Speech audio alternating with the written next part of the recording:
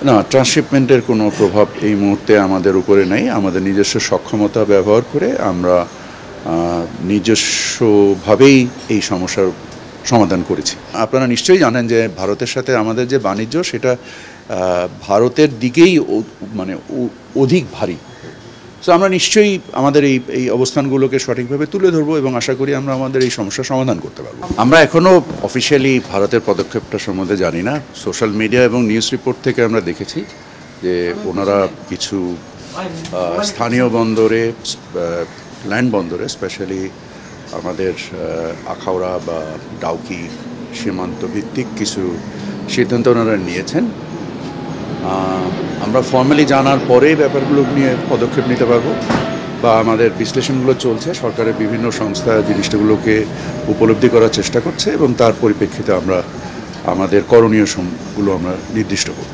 কিন্তু যে সিদ্ধান্ত আমরা জানছি এর ফলে তো আমাদের বিজনেসে বড় ধরনের প্রভাব পড়বে আর কি, বিশেষ করে তারা গার্মেন্টস শিল্প প্লাস আমাদের এখান থেকে যেগুলো রপ্তানি হয়, বিশেষ করে সেভেন সিস্টার আসবাবপত্র, খাদ্য সামগ্রী, ফলের জুস, নানান কিছু আর কি।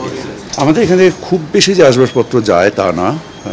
এক নম্বর, আমাদের গার্মেন্টস শিল্প একটা বড় পরিমাণ ভারতে যায় এবং আপনারা নিশ্চয়ই জানেন যে এটা আমরা প্রতিযোগিতার সক্ষমতাই আমাদের রপ্তানিগুলো হয়। সো এটা দুইজনের জন্যই একটা লাভজনক প্রক্রিয়া বিষয়।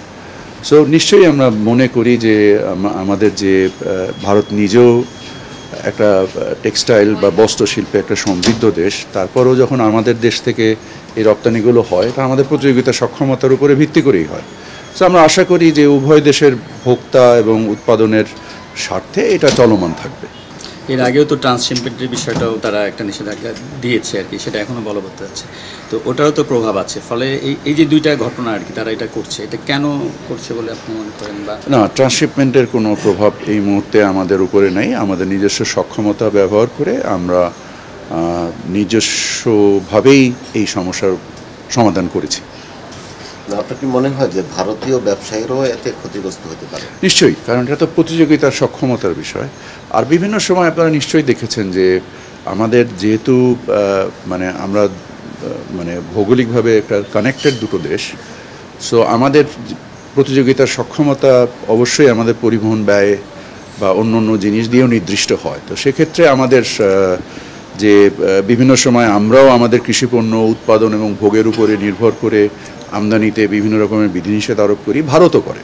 সো এটা একটা চলমান প্রক্রিয়া, এটা একটা বাণিজ্য ব্যবস্থাপনার একটা প্রক্রিয়া এবং এই বাণিজ্য ব্যবস্থাপনার প্রক্রিয়াতে আমরা কাজ করছি এবং আমরা আশা করি যে যদি কোনো এই বিষয়ে কোনো সমস্যা তৈরি হয় আমরা উভয় পক্ষ আলোচনার মাধ্যমে এটার একটা উপযুক্ত পরিণতিতে আনতে পারব। আমার কাজ তো বাণিজ্য, সো আমি বাণিজ্য নির্দিষ্ট বিষয়ে সীমাবদ্ধ থাকতে চাই। আমি সবসময় যেটা বলে এসেছি, আমি উদার বাণিজ্যে বিশ্বাসী একজন মানুষ। আমার কাছে বাণিজ্যেও যে ইনক্লুশন সেটাই মূল ইম্পর্ট্যান্ট, বিকজ আমার দেশের ব্যবসা এবং ভোক্তা তাদের সক্ষমতা বৃদ্ধি করার ক্ষেত্রে বাণিজ্য উদারীকরণ এবং বাণিজ্য ইনক্লুশন ছাড়া আর কোনো রাস্তা আমি দেখি না।